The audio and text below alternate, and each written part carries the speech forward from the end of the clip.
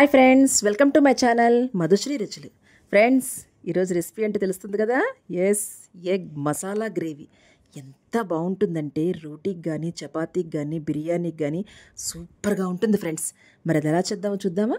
ముందుగా ఎగ్స్ తీసుకొని తగిన నీళ్ళు పోసుకొని సాల్ట్ వేసుకొని బాయిల్ చేసుకుందామండి. ఈలోపు మనం మసాలా ప్రిపేర్ చేసుకుందాం. సో స్టవ్ వెలిగించుకొని బాండీ పెట్టుకొని దాని మీద 1 టేబుల్ స్పూన్ ఆయిల్ వేసుకొని 2 ఉల్లిపాయలు కట్ చేసుకొని దాంట్లో తగినంత ఉప్పు, కొంచెం 1/2 టీ స్పూన్ పసుపు వేసుకొని కొంచెం సేపు మగ్గనివ్వండి. అంటే ఎక్కువసేపు మగ్గనివ్వాల్సిన అవసరం లేదండి. కొంచెం ఉల్లిపాయ మెత్తబడేంత వరకు మగ్గనివ్వాలండి. సో ఇలా కలిపేసుకొని ముందుగా మూత పెట్టేసుకొని కాసేపు మగ్గనిద్దాము. ఒకసారి చూద్దామండి ఎలా ఉందో. చూడండి ఫ్రెండ్స్, ఒకసారి ఆల్మోస్ట్ కొంచెంసేపు మగ్గినట్టుంది. మనకి ముక్క మెత్తబడింది. జస్ట్ ఈ స్టేజ్లో తీసి పక్కన పెట్టేసుకుందాం మనం. ఈలోపు మనం బాయిల్ అవుతున్న ఎగ్స్ని చూడండి ఒకసారి. బాయిల్ అవుతున్న ఎగ్స్ని తీసేసుకొని పక్కన పెట్టేసుకుని దీన్ని కూడా కాసేపు చల్లారనిద్దామండి.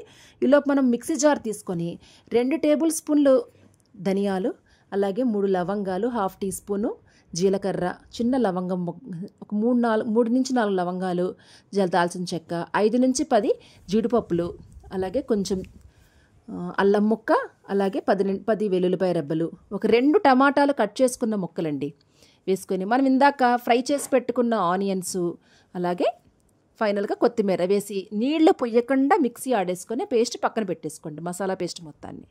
ఇప్పుడు మనం ఈలోపు చల్లారిపోయిన ఎగ్స్ అన్నీ తీసేసుకొని పీలు ఒలిచేసేసుకొని మనం చాకుతోటి కావాల్సినట్టుగా కొంచెంసేపు కట్ చేసుకొని పెట్టుకోండి పక్కన. ఎందుకంటే మసాలా అంతా అందులోకి వెళ్ళే విధంగా కొంచెంసేపు కట్ చేసుకొని పక్కన పెట్టుకోండి. ఇప్పుడు మనం మళ్ళీ స్టవ్ వెలిగించుకొని బాండీ పెట్టుకొని 1 టేబుల్ స్పూన్ ఆయిల్ వేసుకొని సో కొంచెం ఉప్పు, అలాగే పసుపు, కొంచెం కారం వేసి బాగా కలిపేసేసి ఎగ్స్ని ఫ్రై చేసుకుందాం. సో 3 బాగా కలిపేసుకొని మాడకుండా కలుపుకోవాలండి, కారం తొందరగా మాడిపోతుంది. ఎగ్స్ని వేసేసుకొని ఫ్రై చేసుకుందాం. ఎగ్స్ ఎక్కువసేపు ఫ్రై అవ్వాల్సిన అవసరం లేదు ఫ్రెండ్స్.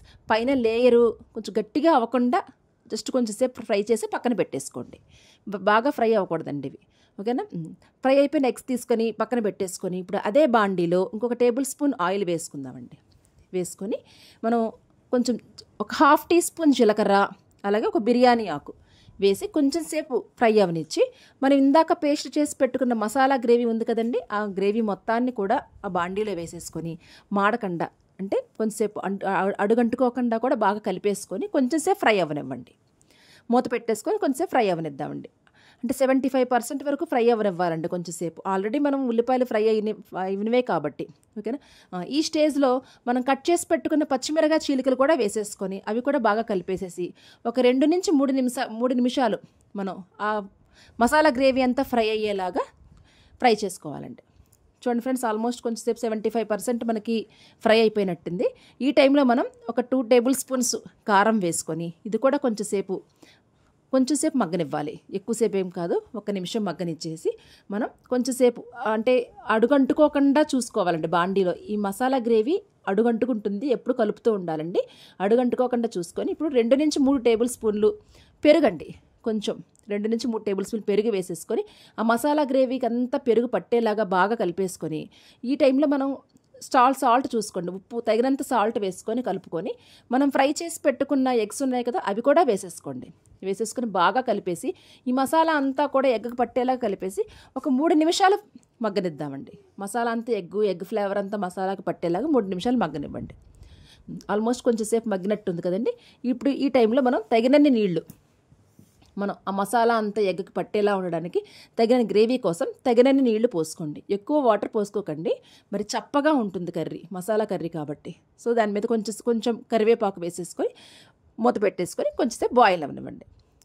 చూడండి ఫ్రెండ్స్, బాగా బాయిల్ అవుతుంది. ఎంత మంచి అరోమా వస్తుందంటే బాయిల్ అవుతుంటే మసాలా ఫ్లేవర్కి చాలా చాలా బాగుంది ఫ్రెండ్స్ అరోమా. అసలు బాగా పలుసుగా ఉంది కాబట్టి ఇంకొంచెంసేపు చిక్కబడేలాగా ఇంకొంచెంసేపు బాయిల్ అవనిద్దాం. సో మూత పెట్టి ఇంకొంచెంసేపు బాయిల్ అవనివ్వండి. చూడండి ఫ్రెండ్స్ ఒకసారి, ఇప్పుడు ఆల్మోస్ట్ మనకి బాగా బాయిల్ అయిపోయినట్టుంది. ఈ స్టేజ్లో కొంచెంసేపు మనం కసూరి మేతి అది కూడా వేసేసుకొని బాగా కలిపేయండి. స్టవ్ ఆఫ్ చేసేసి చూడండి ఫ్రెండ్స్, ఇంకొంచెం సేపు ఉంచితే కనుక ఆ గ్రేవీ ఇంకా చిక్కబడిపోతుంది. ఈ స్టేజ్లో దించేసుకోవాలండి.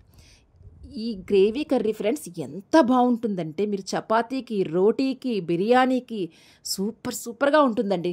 ఒక్కసారి ట్రై చేసి చూడాల్సిందే ఫ్రెండ్స్. మరి ఈ రెసిపీ అందరికీ నచ్చింది అనుకుంటున్నాను ఫ్రెండ్స్.